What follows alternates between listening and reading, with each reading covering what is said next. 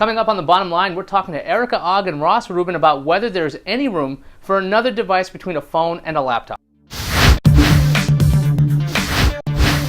Times are tough, so save time and money by skipping business trips and using GoToMeeting. Visit gotomeeting.com/techpodcast and get 30 days for free. Bill Gates was unimpressed with Apple's iPad. He says the devices like that need a pen, voice control, and even a keyboard. Erica, what do you think about Gates' statement? Well, I think he clearly has an idea of what a tablet-like device should do, and his statement sounds a lot like what Microsoft first came up with, years and years ago. So I guess it's not surprising what he said. Yeah, I mean, they've wanted tablet displays to take off for a while. They've had smart displays and things like that. Same question for you, Ross. Do you think Gates has a point here? I mean, or is he hanging on to the old Microsoft way of we need to have a tablet computer that has a pen and stylus?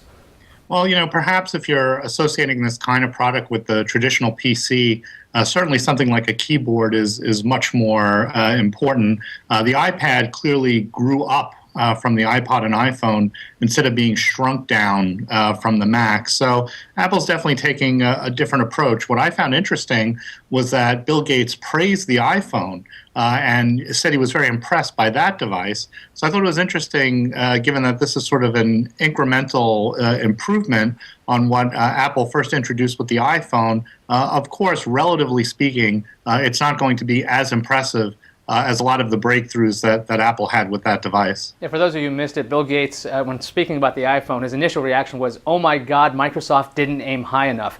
Now, whether he was being facetious, we don't really know. I guess if the reporter from BNet could let us know. I think he was being serious because that was quite a leap, and I think one of the reasons the iPad isn't taking people by storm, it seems a bit evolutionary and not revolutionary, as Apple likes to say. Ross, do you think there is a perfect device between a phone and a laptop? Is there anything?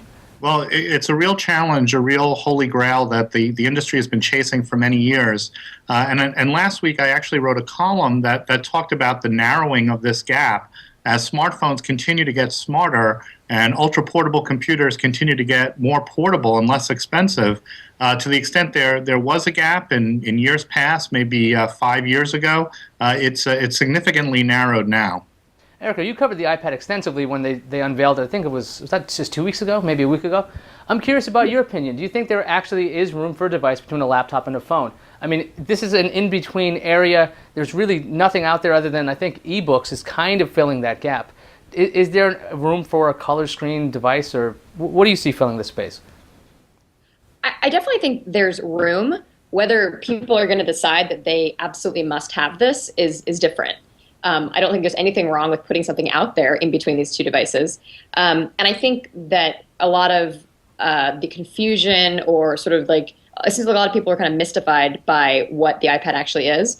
And I think that right now we don't necessarily know what exactly it's going to do. And I think that's part of why people are kind of confused about whether there is room here. So I would say that we're going to see probably over the next year or so exactly what Apple has in mind here and whether it will work for people. What do you guys think about the timing on this? I mean, Microsoft's had some of the similar ideas about maybe 5 or 6 years ago. They've been pushing tablet computing, and now it's called Slate PCs.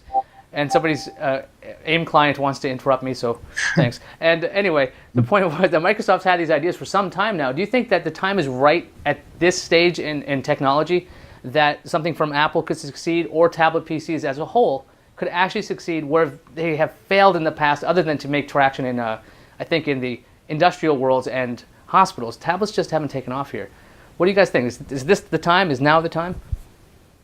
I think it speaks a lot to the way Apple brings products to market. It has a lot of patience. It waits until it believes the technology is mature enough to serve the purposes and design that it wants it to serve. This is going to be primarily a content consumption device, and now they have the display technology, the chip technology, the operating system, and even an applications base that can support what they think will fill this gap. Okay, any final words? No, I think I agree with Ross. I think that the timing is really important here, and that the content is what's going to matter to people. And obviously, all of the content deals that Apple would want to be in place for this aren't in place yet. So when so maybe it might be a little bit early, like I said before, to see what the true purpose of this device is. But I think eventually in the next couple months to a year we'll see exactly what Apple has in mind here. I'm going to cram in one more question before we go. Are you guys going to buy an iPad or a tablet or something between a laptop and a phone?